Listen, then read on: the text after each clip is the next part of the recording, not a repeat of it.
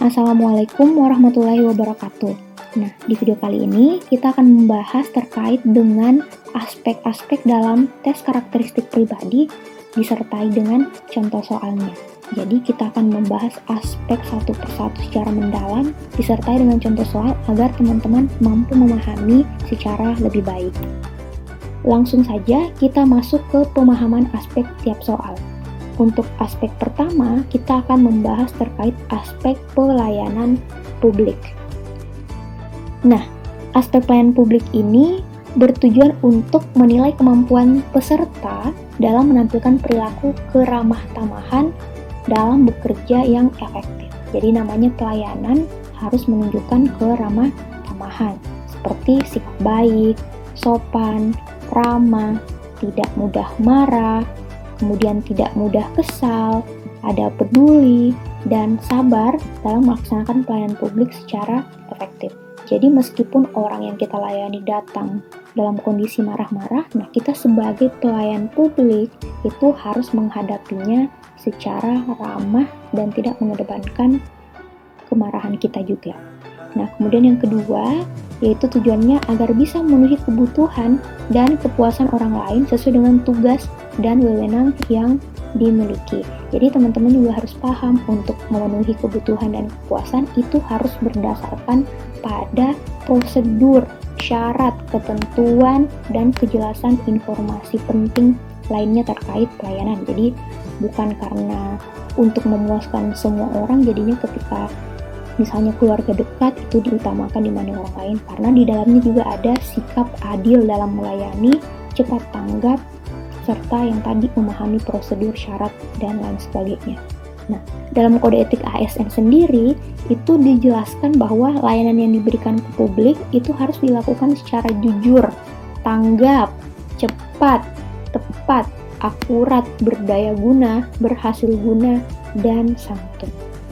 Jadi, ini akan menjadi gambaran buat teman-teman ketika mengerjakan soal-soal yang berkaitan dengan pelayanan publik.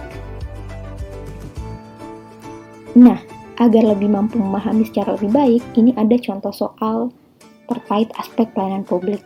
Nah, yang pertama, Anda adalah seorang petugas customer service pada sebuah rumah sakit milik pemerintah. Nah, sebagai seorang customer service, Anda selalu sibuk dalam melayani masyarakat. Saat sedang bekerja, Anda kedatangan seorang nenek tua yang menjelaskan bahwa cucunya sedang sakit dan sedang ditemani ibunya di ruang perawatan. Untuk meringankan biaya, ia bertanya tentang prosedur penggunaan BPJS Kesehatan untuk persyaratan rawat inap cucunya tersebut. Anda telah menjelaskan tentang prosedur penggunaan BPJS beberapa kali kepada nenek tua dengan bahasa yang mudah dimengerti. Namun, sepertinya nenek tua tersebut masih tampak kebingungan dan tidak memahami prosedur penggunaan BPJS. Nah, bagaimana sikap Anda?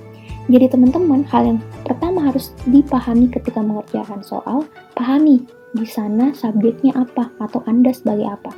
Di sini Anda sebagai petugas customer service. Lokasinya di mana? Di rumah sakit milik pemerintah.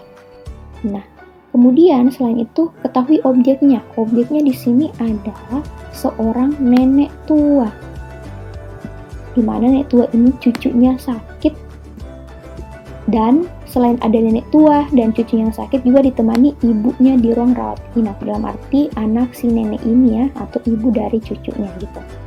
Nah, di sini masalahnya Anda sebagai CS sudah menjelaskan tentang prosedur penggunaan BPJS beberapa kali kepada nenek tua. Namun nenek tua masih tampak kebingungan. Jadi kira-kira ketika dihadapkan pada situasi ini apa yang akan Anda lakukan? Oke, kita akan bahas setiap option ya. A. Meminta rekan kerja lainnya yang lebih berpengalaman untuk menjelaskan prosedur penggunaan BPJS Kesehatan kepada nenek tua tersebut. Nah, teman-teman harus paham yang akan dinilai di sini adalah teman-teman. Jadi, sebaiknya perilaku yang ditunjukkan itu adalah perilaku aktif dari teman-teman sendiri. Nah, ketika langsung meminta rekan kerja, artinya teman-teman tidak melaksanakan tugasnya, sementara kan di sini yang menghadapi si nenek adalah teman-teman sebagai seorang CS ya. Jadi A ini kurang tepat. B. Menjelaskan kembali secara pelan-pelan dengan bahasa yang mudah dipahami agar nenek tua tersebut mengerti apa yang sedang dijelaskan. Oke, ini cukup tepat ya, tapi kita lihat lagi pilihan yang lain.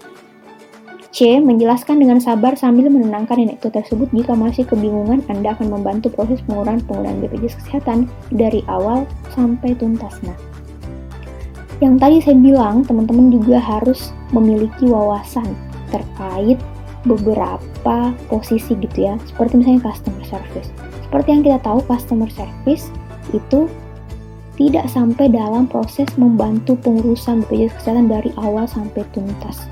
Nah, ini kan kalau secara umum CS tugasnya melayani terkait administrasi, tapi kalau ini dari awal sampai tuntas, rasa-rasanya bukan lagi pekerjaan CS ya. Jadi teman-teman harus bekerja juga sesuai dengan tupoksinya teman-teman masing-masing. Jadi C ini juga kurang tepat ya. D. Meminta nenek tua tersebut untuk memanggil anggota keluarga lainnya yang mengantar agar Anda bisa menjelaskan prosedur penggunaan BPJS kepadanya. Nah, tadi permasalahannya di sini kita sudah menjelaskan beberapa kali dengan bahasa yang mudah dimengerti. Nah, kurangnya B, ini mengulang kembali ya.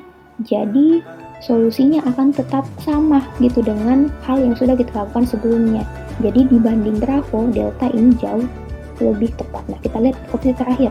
Menjelaskan secara detail tahapan-tahapan berkaitan dengan prosedur penggunaan BPJS. Ini sama saja, yang E ini sama dengan yang B ya. Jadi jawaban paling tinggi poinnya tentu ada di Delta.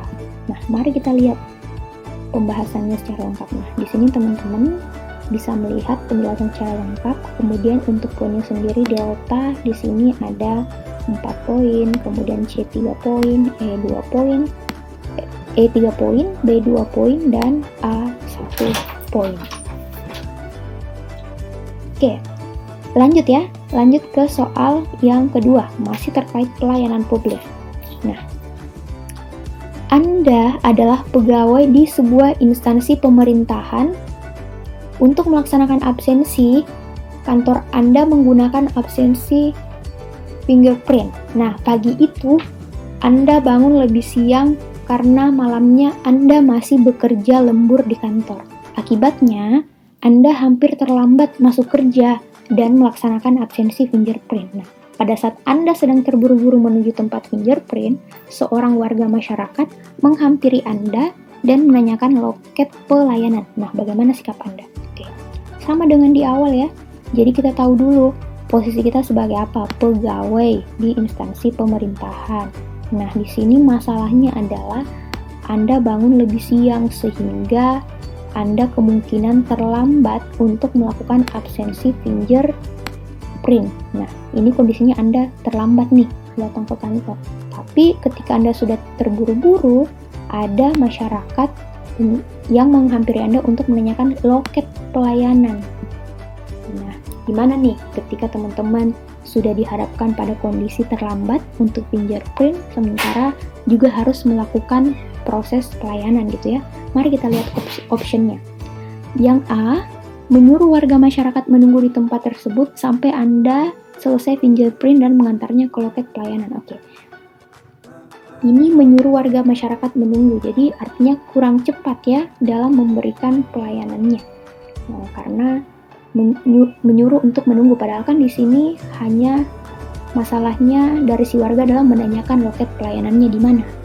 Kemudian yang B, memberitahu warga masyarakat arah loket pelayanan, kemudian Anda melakukan absensi fingerprint. Jadi dua masalahnya terpecahkan ya, dia tetap melakukan absensi fingerprint sementara dia memberitahu arah loket ke masyarakat atau keluarga yang menghampirinya tadi sesuai dengan masalahnya di sini ya, menanyakan loket pelayanan. Oke, kita simpan B. C, mengajak warga masyarakat ke tempat absensi fingerprint sehingga bisa menanyakan keperluan. Oke, kalau yang A tadi menunggu, ini dia ikutkan untuk ikut absensi fingerprint. Jadi ini malah menyusahkan ya, terkesan menyusahkan orang yang dilayani. D, menyapa warga masyarakat tersebut, kemudian Anda bergegas ke tempat absensi fingerprint. Oke, menyapa. Jadi menyapa ini tidak menjawab permasalahannya si warga ingin menanyakan loket pelayanan.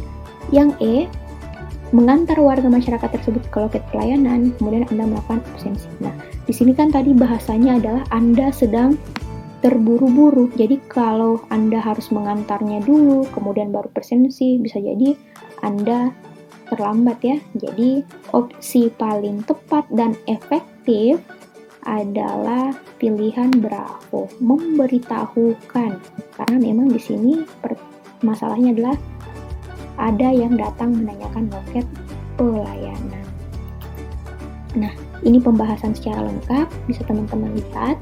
Untuk jawabannya sendiri tadi Bravo poin 5, kemudian diikuti A poin 4, C poin 3, D poin 2, dan error poin 1. Oke, lanjut lagi ke soal yang berikutnya. Nah, di sini Anda adalah seorang manajer di salah satu perusahaan yang bergerak di bidang pelayanan. Nah, ketika Anda ke kantor, tiba-tiba seorang klien datang menghampiri Anda dan mencaci maki karena pelayanan perusahaan yang Anda pimpin buruk. Bagaimana sikap Anda? Oke, mari kita lihat lagi. Jadi teman-teman sebenarnya kalau udah gercep, kalau udah terbiasa gitu ya mengerjakan soal-soal, teman-teman tidak perlu secara lambat gitu, subjeknya apa, objeknya, lokasinya apa, tapi teman-teman bisa langsung memahami. Nah, karena kita prosesnya belajar, kita akan membahas secara pelan-pelan ya. Nah, di sini posisinya Anda seorang manajer. Nah, di sini bergerak di bidang pelayanan, jadi perusahaannya itu bergerak di bidang pelayanan. Nah, di sini tiba-tiba ada klien menghampiri Anda dan mencaci maki karena pelayanan perusahaan yang Anda pimpin itu buruk. Jadi ada kata di sini buruk ya.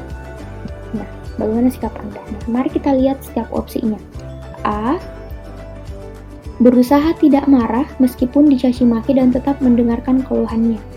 Oke, karena di sini yang dipermasalahkan bahwa pelayanannya buruk, tentu kita meskipun dicaci maki tetap harus mendengar keluhannya. Tapi di sini ada kata berusaha ya, berusaha tidak marah. Karena memang sebenarnya ketika menghadapi pelayanan, mau kita dicaci maki mau seperti apa, harus tetap menunjukkan keramah tamahan. Nah, kita lihat opsi yang lain dulu. Tetap tersenyum dan tetap mendengarkan keluhannya. Oke, ini dia ketimbang dia berusaha tidak marah, dia tersenyum dan mendengar keluhannya. Oke. C, menasihati klien tersebut agar tidak boleh mencaci maki. Nah, di sini kata menasihati di sini ini kurang efektif ya untuk menyelesaikan permasalahan karena memang di soal dikatakan bahwa pelayanan perusahaan Anda buruk, sehingga hal yang harus Anda lakukan adalah mendengar keluhannya, bukan malah menasihati. Oke, C ini kurang tepat ya.